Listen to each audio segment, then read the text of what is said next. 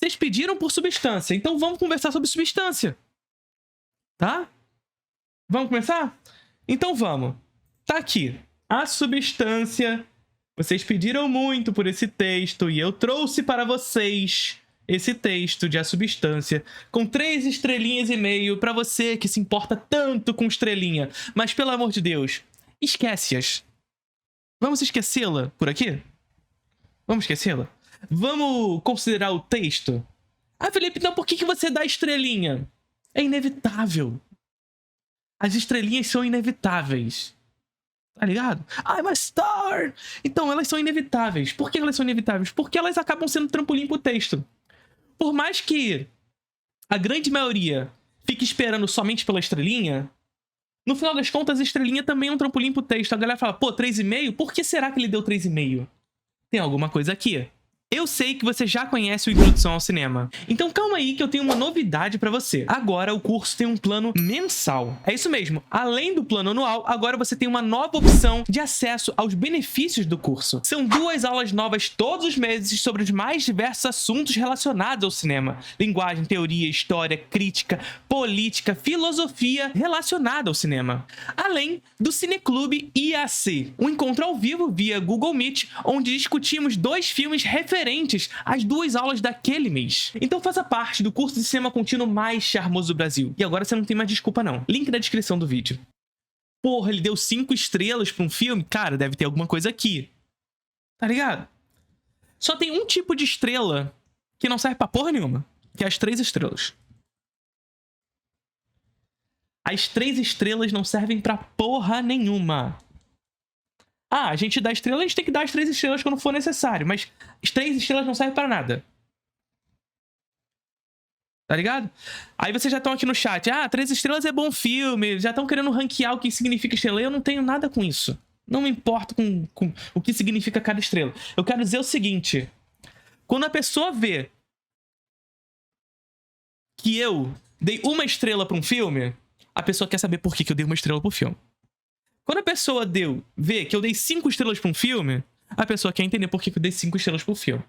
A depender, inclusive, se trata de um filme que costumeiramente a galera não tá gostando, e eu dei 4 estrelas pra um filme, a galera quer saber por quê. Agora, 3 estrelas... Sabe quando a gente falou de Spotlight? Que é o Pum Sem Cheiro? 3 estrelas é o filme sem cheiro. É o filme, legal o filme, bom. Mas, tá ligado? Então a pessoa não quer saber o que a gente acha do filme 3 estrelas. Ninguém quer saber. Dito isso, vambora. Eu também tô falando pra caralho. Vocês querem saber o que eu achei de Substância, né? E o texto é longo e eu tô falando muito antes de começar. Antes de assistir Substância, tive a experiência de receber 2 convidados no Desencontros, programa o qual sou um dos apresentadores, e conversar sobre o filme. Aqui vale dizer o seguinte, não é sobre o filme, mas sobre o ofício crítico. Vocês sempre me perguntam como começar uma crítica, a crítica deve ser pessoal, a crítica deve considerar o que eu acho, ou a minha subjetividade e tudo mais. Sim. Inclusive, é da minha prática, vocês vão ver nos meus textos frequentemente, usar a primeira pessoa. Eu gosto de deixar bem claro quem é esse eu que está escrevendo.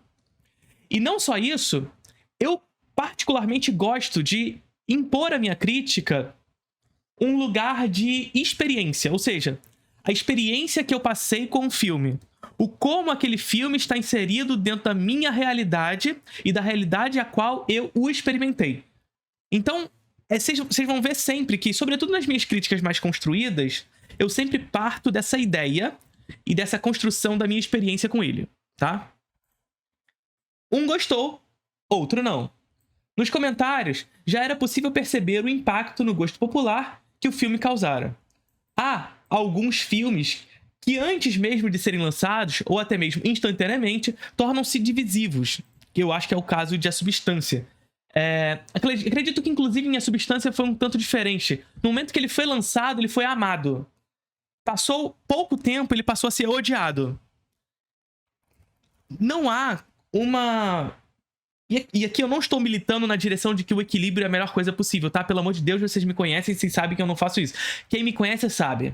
Eu não tô de branco hoje pra falar dessa forma, mas quem me conhece sabe. né? Não milito por essa ideia de que o caminho do meio é o melhor possível, o caminho do equilíbrio, não, nada disso. Mas fato é, a Substância começou como o melhor filme do ano e terminou como o pior filme do ano. Tá ligado? Isso é um fato. Tenho receios com relação a essa ausência de mediação crítica e até mesmo de esvaziamento de pautas. Veja que eu não estou falando da ausência de caminho do meio, tá? É de mediação, ou seja, de crítica, de proposta crítica, de fato, com relação ao filme. Porque ou o filme é fantástico e quem não gostou porque é misógino, por exemplo, ou o filme é uma merda completa. Tá ligado? E veja só, eu não tô falando que não há essa possibilidade de a pessoa ter odiado porque é misógino, porque de fato há essa possibilidade. Esse primeiro parágrafo, portanto, é um pedido de desculpas. Não que o ofício crítico deva atender às expectativas de alguém. Então, assim, é um pedido de desculpa, mas nem com tanta coisa assim também não. Tá? Mas desculpa por quê? Porque já adianto a minha postura Tabata Amaral nessa discussão. Não com orgulho de quem crê o caminho do meio é melhor, mas por acreditar que a Substância é bastante representativo no que tange as motivações de ambos os lados.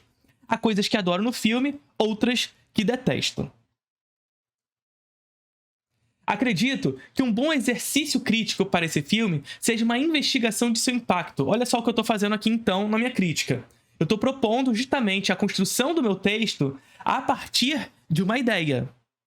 Que ideia é essa? A investigação do impacto do filme nesses dois grandes grupos, os que amaram e os que odiaram. Por que causa tanto alvoroço nesses dois grupos extremos, digamos assim, e onde a gente não consegue ver simplesmente alguém que gostou do filme.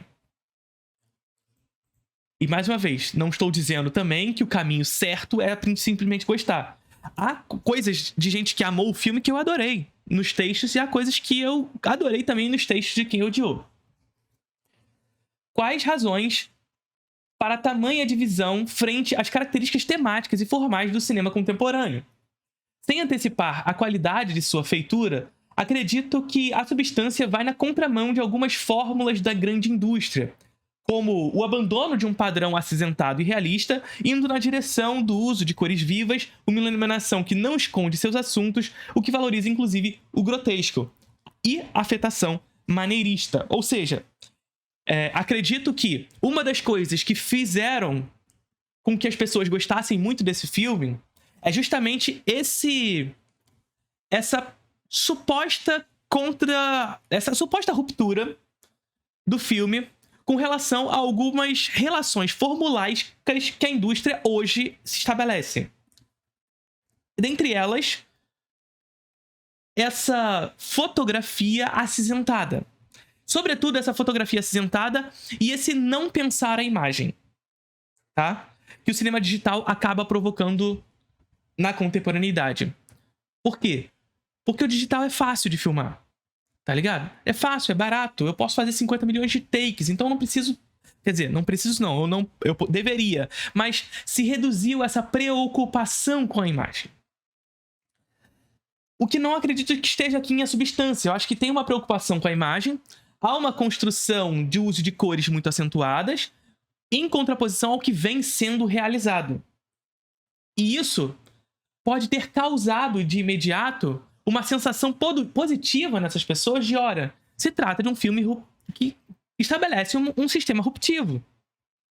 O que, em primeiro lugar, não é verdade se a gente for falar de uma escala da história do cinema. Ou seja, A Substância, de forma alguma, é um filme revolucionário ou original no que tange a sua comparação com a história. Entretanto, se formos diminuir, portanto, essa escala e compará-lo com a história recente do cinema, cara, é isso que as pessoas perceberão. Será isso que as pessoas irão perceber? Um filme que é disruptivo com o que se estabelece no cinema recente. Percebe? O que, como disse anteriormente, portanto, acaba sendo, primeiro, algo positivo pro filme, porque vai contra o que se estabelece hoje, mas também uma máscara. Algo que engana. Ou seja, Se o filme é disruptivo, logo, bom. Percebe? Há uma questão aqui complexa nisso tudo. Ele passa a ser bom por não se estabelecer com um padrão. O que não é uma verdade, necessariamente. No caso de substância, esses fatores que eu mencionei, o uso da cor, essa afetação maneirista, essa iluminação que não esconde o que está sendo mostrado, inclusive nas cenas mais escuras, ele não usa aquelas sombras muito acentuadas que quase você não consegue enxergar nada. Não, a iluminação é bastante visível, mesmo que escura em determinados momentos, dando valorização inclusive para o grotesco do filme. Eu acho que são fatores positivos do filme, inclusive, tá? Acho que é um fator positivo. Por outro lado, parece usar de uma ferramenta que, estabelecidas como muletas narrativas das convenções e do bem fazer modernos, especialmente a montagem espertinha, um suposto cinismo e o choque, que são outras características que são muito acentuadas no cinema contemporâneo e que eu acredito que a substância também o faz. No caso da montagem espertinha, desse suposto cinismo, eu detesto no filme. Detesto, com força mesmo. Agora, o choque é um fator que eu acho que é interessante no filme. Que a diretora o realiza bem. E eu já vou aprofundar sobre isso mais pra frente no texto. Vamos lá. No caso, se utilizando de um tema inegavelmente, ao menos deveria ser assim percebido, relevante. O que é outra questão que eu acredito que fez com que as pessoas tivessem um contato imediatamente favorável com o filme, tá? O tema inegavelmente relevante. O tema inegavelmente importante. O que é uma montagem espertinha? Já vou chegar nessa parte, tá, Luke? Lá no final do texto eu vou chegar nessa parte. Mas, por que eu digo isso? Porque existe nas pessoas uma correlação equivocada de que temas ideologicamente importantes, ou que se um filme está ideologicamente de acordo com aquilo que acredito, ele torna-se imediatamente bom. Não há uma mediação, portanto, nesse contato. O tema torna imediatamente bom um filme. O que, com toda certeza, não é uma verdade. Tá cheio de filme que ideologicamente está de acordo com o que eu acredito, mas que é uma grande de uma porcaria. Tá cheio. Tá? E no caso de A Substância, eu acredito que, inclusive o motivo pelo qual muitas pessoas odiou, é justamente porque ele consegue se apresentar quase como uma máscara para isso tudo. Uma máscara que disfarça a sua própria feitura.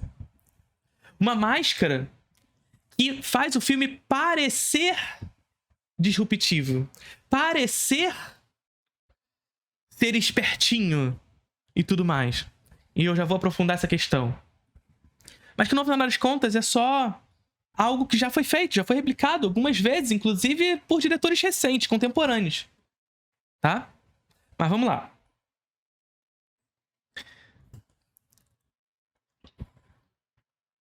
A Substância vai contar a história de uma atriz em decadência na indústria que opta por fazer parte de um programa experimental.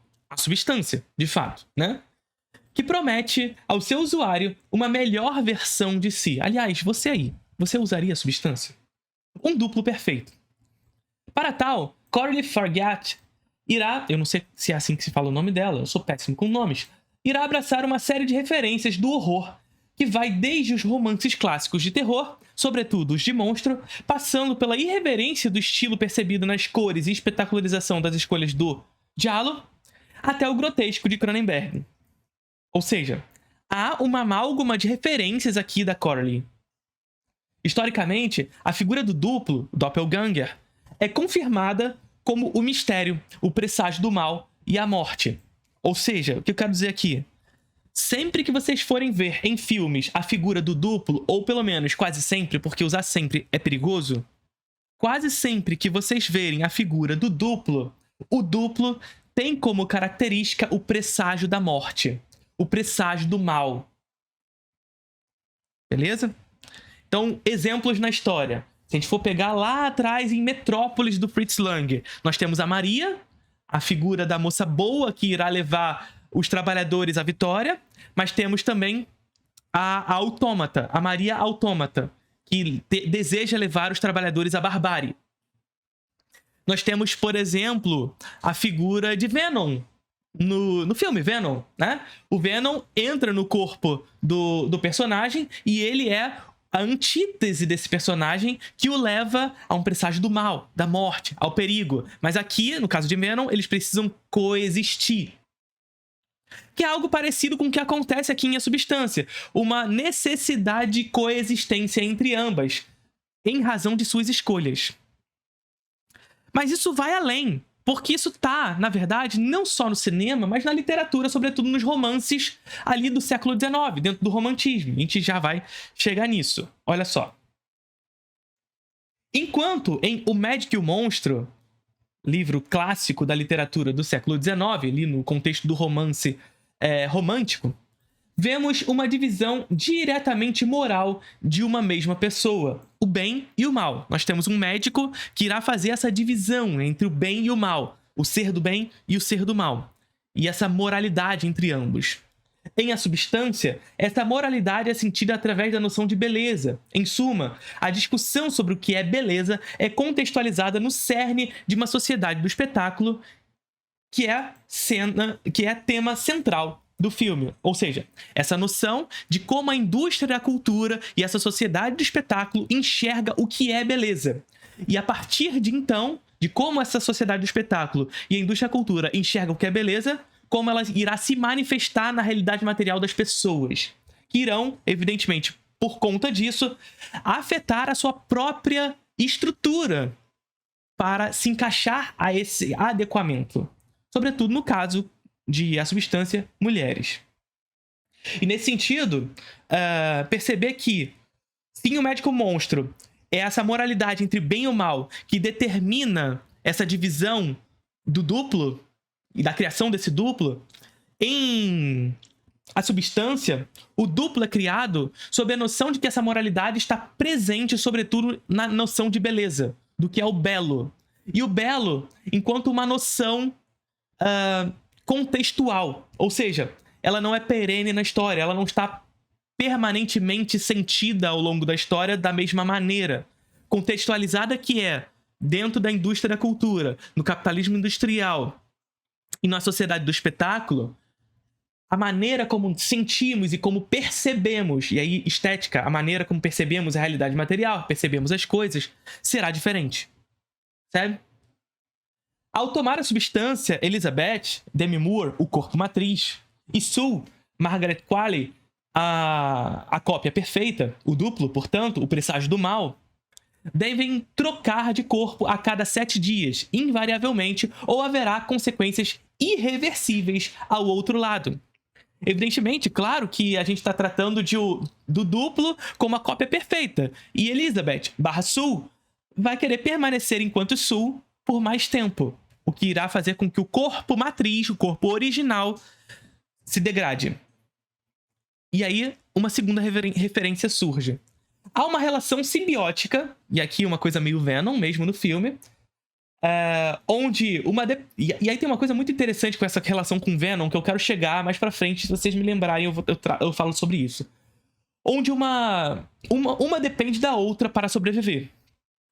Em suma, vemos que Corley amalgama outras referências à sua construção do que é o duplo e, portanto, a esse presságio do mal. O reflexo das escolhas e morais de Sue, que é Elizabeth em sua melhor versão, ou naquela que se enxerga ser a possibilidade de voltar a ser na indústria a sua melhor versão, passam a ter consequências diretas no corpo matriz. Ou seja, o que a gente está falando aqui? Toda a estrutura narrativa ela é pautada por conflitos, e esses conflitos surgem a partir de escolhas. Que escolhas são essas? Percebe? Que escolhas são essas? E essas escolhas aqui, elas são fundamentadas por essa maneira pela qual a indústria da cultura constrói a noção de belo, e faz com que as pessoas tomem decisões pautadas nessa escolha que não é exclusivamente subjetiva. Então, o duplo aqui, que é o presságio do mal, que é o presságio da morte, materializado em Sue, que é Elizabeth de alguma maneira, nada mais nada menos do que é essa figura que toma escolhas imorais para manter-se pertencente a essa sociedade do espetáculo. Percebe? Se o envelhecimento e consequente afastamento dos padrões de beleza da indústria era um problema para Elizabeth, Sue se apresenta como uma ameaça, ao passo que suas escolhas ocasionam a degradação cada vez mais acelerada do corpo, que precisa conviver a cada 7 dias. Isso aqui eu acho uma das coisas mais interessantes no filme, inclusive.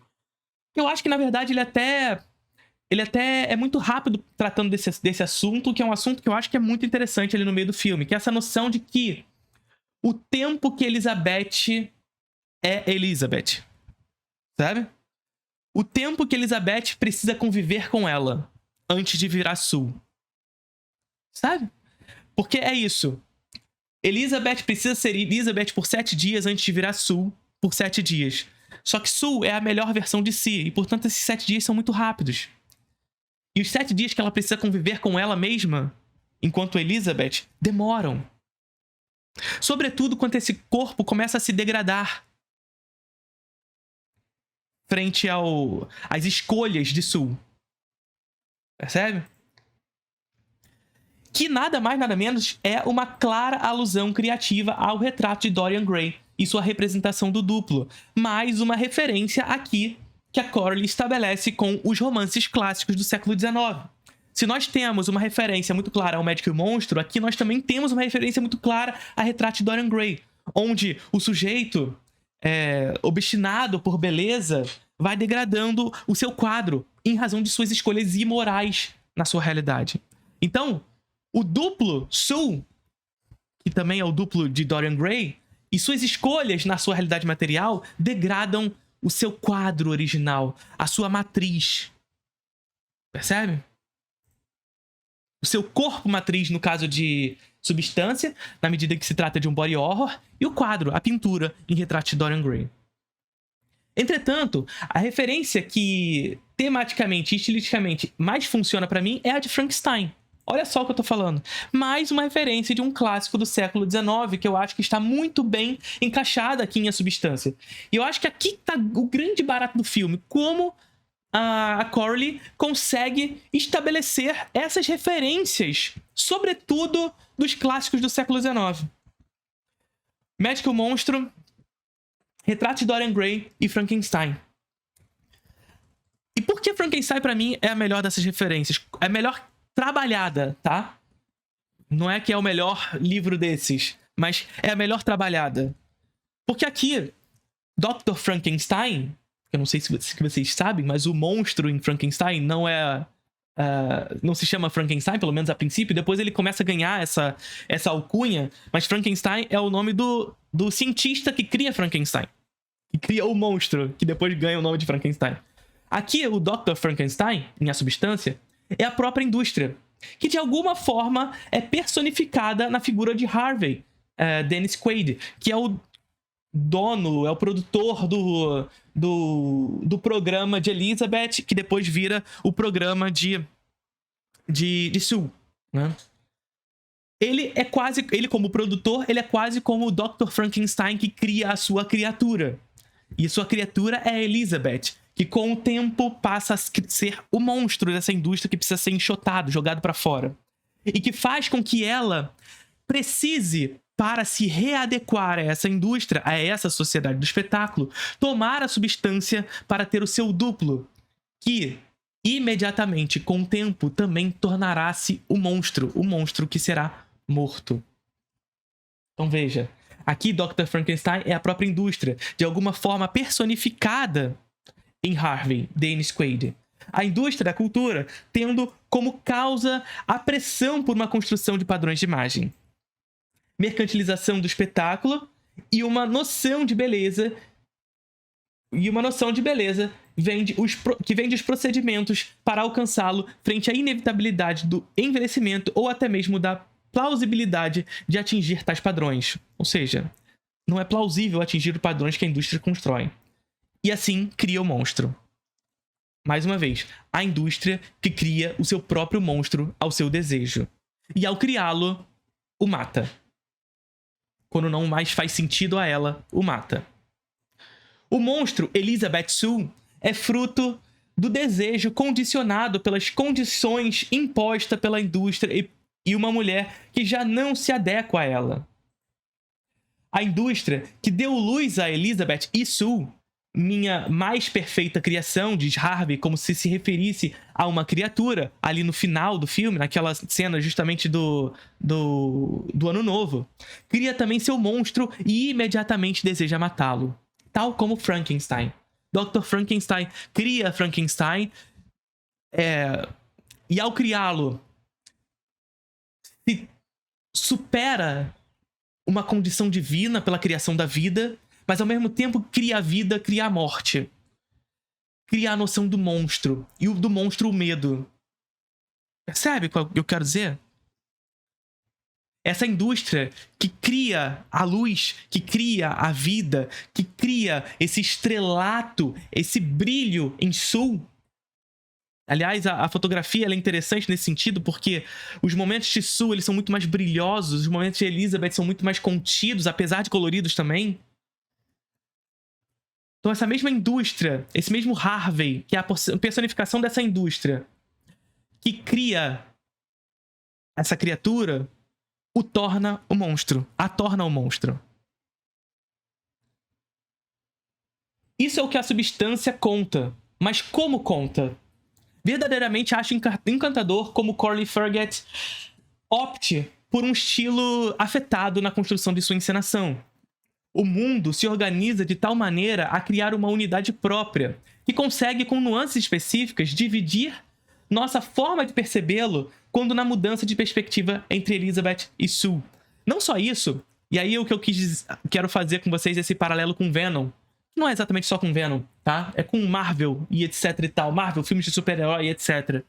Porque eu acredito que aqui, em A Substância, nós temos uma construção tão afetada e maneirista que a Corley consegue, a partir disso, estabelecer uma gravidade muito particular para o seu filme, para o mundo do seu filme. O que eu quero dizer com isso? Nós, enquanto espectadores, não esperamos do mundo do filme o nosso mundo. E nesse sentido, essa construção permite com que no final, por exemplo, no embate entre Shue e Elizabeth, quando elas conseguem se separar uma da outra e ter vida, ambas juntas, a gente consiga ver um momento em que o filme praticamente vira um filme de super-herói da Marvel. Tá ligado? Vocês estão ligados nessa cena? O embate dentro do apartamento? Aquilo vira uma cena da Marvel, gente. Condicionada pela própria feitura do filme, como o filme se permite ser isso. Porque os filmes da Marvel, ela tem essa condição de ser um filme que no final vai ter que ter um embate entre os dois heróis. Os dois heróis vão ter que conflitar entre os dois pra ver quem vai ser o melhor daquela cena, mas na verdade o inimigo vai aparecer de verdade, sabe? Tem esse conflito ali entre ambos. É o Venom com o seu... com a matriz, né? Com o corpo, é o Bruce Banner e Hulk. Mas não só isso, é o Capitão América e o Homem de Ferro que vão se bater em determinado momento. Enfim, a Marvel faz isso. E o que a Corley Ferget faz nessa cena? Cara, parece que eles ganham superpoderes. Porque primeiro, o corpo da Demi Moore, que virou um corpo de monstro, que em determinado momento do filme a gente vê que ela mal consegue esticar os joelhos. De repente ela consegue correr da Shue. E por outro lado, a Shue, ela dá uns bicos na Elizabeth, e a Elizabeth voa longe, como se a Shue tivesse superpoderes. Como se de fato aquela ali fosse a melhor versão dela. E a melhor versão dela tem superpoder, tá ligado? Então a própria estética do filme, o próprio estilo do filme, constitui a possibilidade de fazer isso no final. Tá ligado? Cadê? As cores têm um papel fundamental nisso. não têm um uso programático que busca dar significados racionais imediatos para elas, mas simplesmente de admitir ser colorido e cafona. Talvez uma forma do filme enxergar os padrões de beleza na indústria. Essa noção cafona do que é o padrão de beleza. Assunto-chave de A Substância. Partindo pela lógica da investigação a qual propus, A Substância não faz algo novo para a história do cinema, mas inevitavelmente é irreverente quando a escala de comparação é o cinema contemporâneo. É aquilo que a gente falou agora há pouco. Se a gente for pegar numa escala maior, A Substância não traz absolutamente nada de novo. Mas se a gente reduzir essa escala, uma escala dos 10, 5 últimos anos, A Substância será sentido como um filme revolucionário. Será. E talvez essa falsa sensação de revolução faça com que as pessoas tenham uma empatia com esse filme mais acalorada, digamos assim. Percebe? E para ambos os lados, eu digo. Para essa galera que acredita que o filme é maravilhoso, e veja só, pelo amor de Deus, eu não tô falando que todo mundo que acha maravilhoso é por causa disso, tá? Calma. Torcedores, calma. Mas, tanto por esse lado, mas o filme é maravilhoso, encantador, melhor filme de todos os tempos e revolucionário e tudo mais, que acaba tendo essa noção de onde a escala de comparação é mais recente, uma máscara. Percebe? E veja, eu acho bom esses fatores no filme, mas de fato não revolucionários. E por outro lado, a galera que tem como base de comparação uma escala mais alargada e, portanto, da história, e que acredita, ora, não é nada revolucionário, logo não é bom. Só que assim, é justamente isso que eu quero chegar aqui no texto. Originalidade não é um fator de qualidade. Eu sei que é estranho falar isso, mas vamos colocar isso na cabeça. Originalidade não é fator de qualidade. Tá cheio de filme que se repete, que se replica. O que muda é a maneira de fazer. Percebe? O que eu mais falo aqui no canal com vocês é o quanto depois de Vértigo tudo é Vértigo. E os filmes que depois de Vértigo são Vértigo de alguma maneira são ruins? Pelo amor de Deus, não. Pô, se eu falar isso, o Brian De Palma é uma merda. Se eu falar isso, Paul Verhoeven é uma merda. E veja, eu não estou comparando A Substância com os filmes do Brian De Palma e Verhoeven, tá? Não estou fazendo isso. Estou apenas dizendo que não é necessário ser revolucionário, não é necessário ser original para ser um bom filme. Bem como, pra galera que amou o filme, não é necessário buscar originalidade nesse filme para validar a sua qualidade. Tá bom?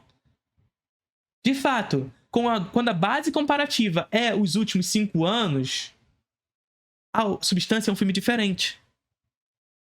Em alguns casos, em outros não. A gente já vai chegar nos casos que não. Mas quando a base comparativa é maior, não é nada diferente.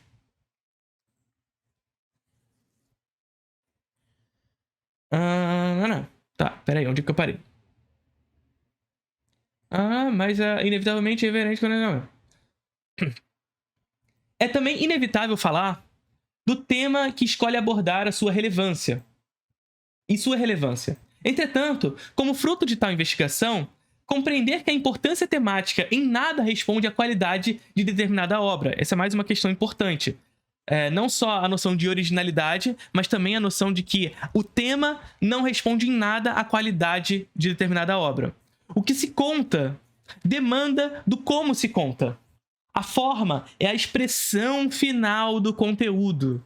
E não é novidade na indústria temas que, teoricamente, atentam a ela própria. Percebe? Filmes que desejam criticar determinada coisa, mas em determinados momentos acaba reafirmando. Filmes que desejam algo e pela forma acabam fazendo outra coisa. Inclusive, essa é a crítica de muita gente que não gosta da Substância, que acredita que o filme mira na crítica e muitas vezes só reafirma a crítica. Eu acredito que em determinados pontos isso acontece, mas não acho que isso é uma verdade absoluta no filme. Mas a gente perceber, por exemplo, filmes como... Nesse caso, eu acho que nem é isso, tá? Mas se você pegar, por exemplo, O Menino no Pijama Listrado, que a gente sempre fala aqui no canal. O Menino no Pijama Listrado quer falar pra gente que o nazismo é bom? Não. Quer falar que o nazismo é ruim, né? Seria estranho a gente dizer que o Menino no Pijama Listrado quer dizer que o nazismo é ruim. Mas, porra, faz isso como? Tornando a criança nazista o centro das ascensões do filme. Tá ligado? O que eu quero dizer? E quando faz isso, o que acontece? A própria crítica que se estabelece se esvazia. A própria crítica que se estabelece se esvazia. A criança judia, ela é só uma escada narrativa para o sofrimento da criança alemã. Problema. E aí tem gente que me fala assim, por exemplo, mas é o mundo do... Porque eu sempre falo isso com vocês, a gente precisa sempre considerar o mundo do filme, não o nosso mundo. Isso é sempre importante. Mas acima disso tudo estão as escolhas narrativas. O que o diretor escolheu narrativamente para conduzir a sua história. Percebe? E por mais que no mundo do filme aquela criança nazista não soubesse do nazismo, que é bizarro, mas por mais que ele não soubesse, a escolha de apresentar uma criança nazista que não sabe sobre o nazismo é problemática. Tá ligado? Mas vamos lá. Não quero entrar nesse assunto especificamente, que já vai virar outra coisa o vídeo. Senão vocês vão começar a perguntar de Holocausto de novo e puta que pariu. Chega, já tem vídeo demais sobre isso aqui e no Introdução ao Cinema. E não é novidade na indústria temas que, teoricamente, atentam a ela própria.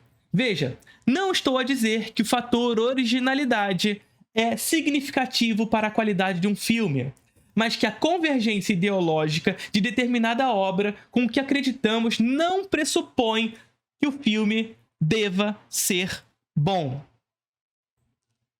Percebe? Não estou dizendo, portanto, que um tema precisa ser original, até porque as histórias já foram contadas. O grande barato é como elas são contadas. Mas sim, que a convergência ideológica, ou portanto, aquilo que acreditamos com relação ao filme de determinada obra, não pressupõe a sua qualidade.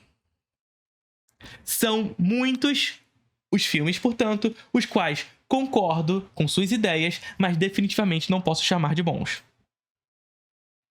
Não estou a falar que A Substância é um desses filmes, mas que tem sido comum esse tipo de defesa que mais esvazia as pautas do que oferece um pensamento crítico sobre o seu conteúdo. Por quê? Porque o conteúdo demanda de uma forma.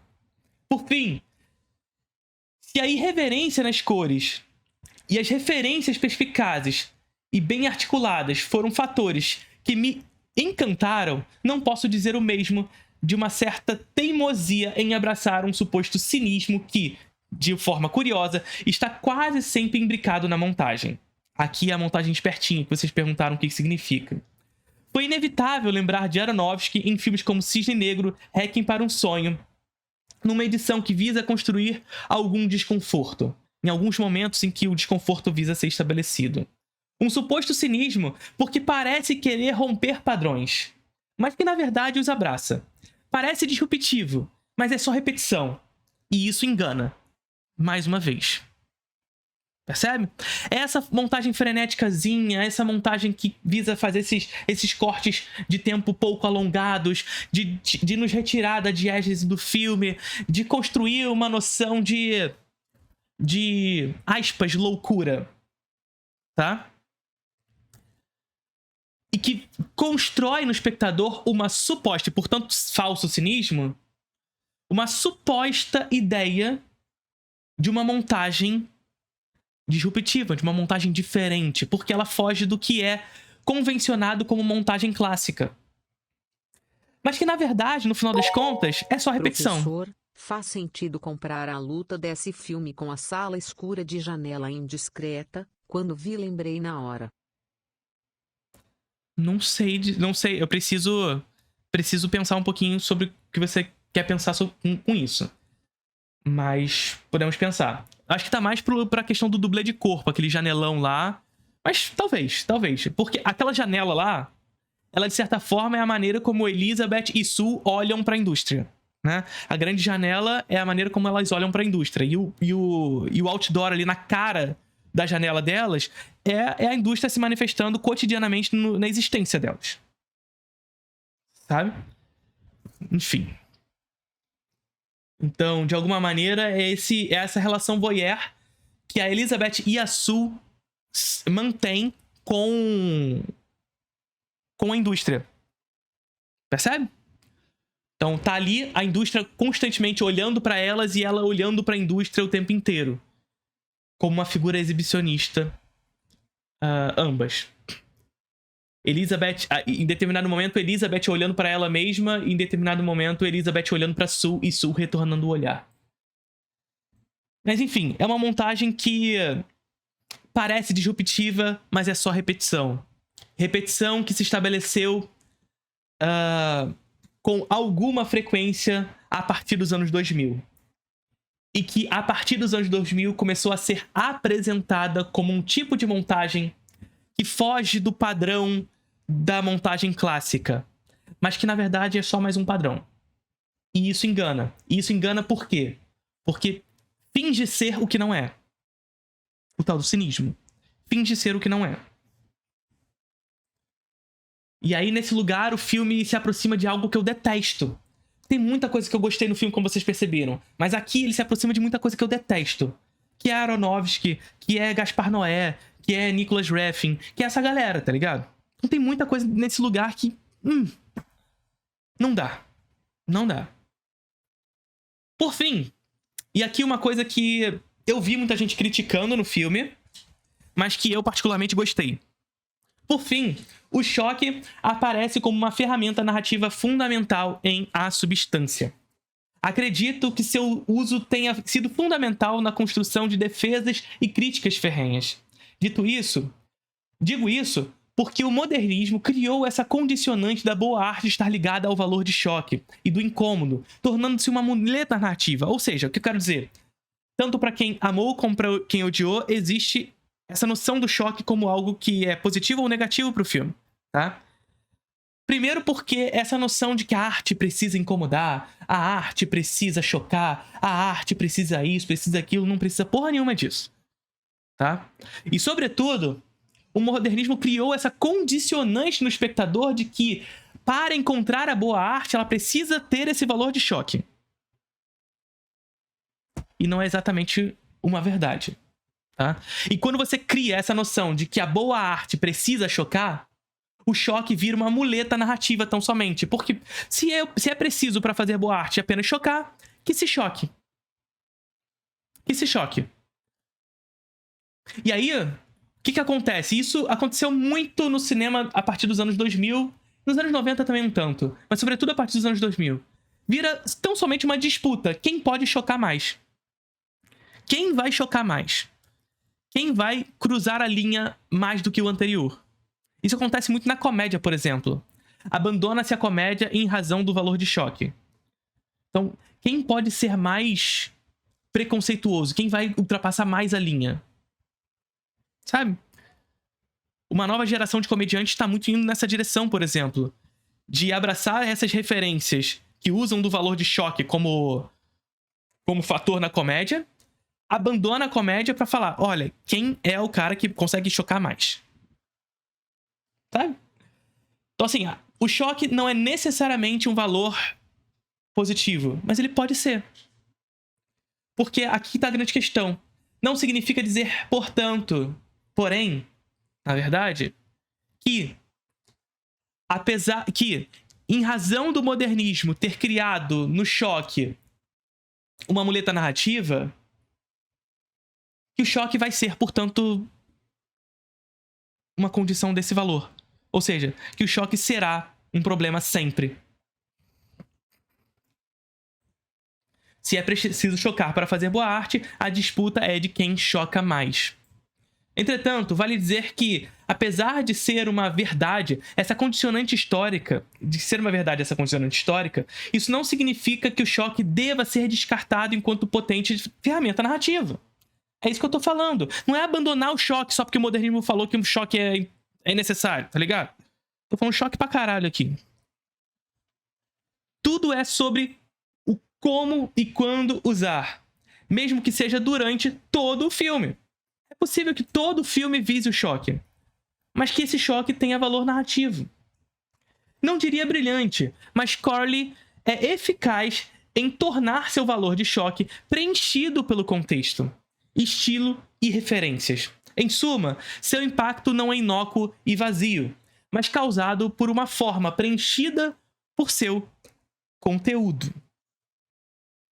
É isso, tá bom? Então, vocês que queriam saber o que eu achei de A Substância, eu gostei do filme com algumas ressalvas.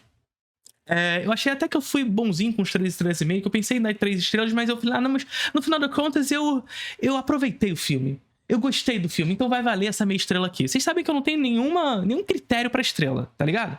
Nenhuma. Então eu só dei as 3 estrelas e meia, porque assim, eu ia dar 3, mas eu gostei, eu me entreti no filme, então vamos botar essa meia estrela aqui só pra... Eu gostei e foda-se, tá ligado? Mas é um pouco sobre isso.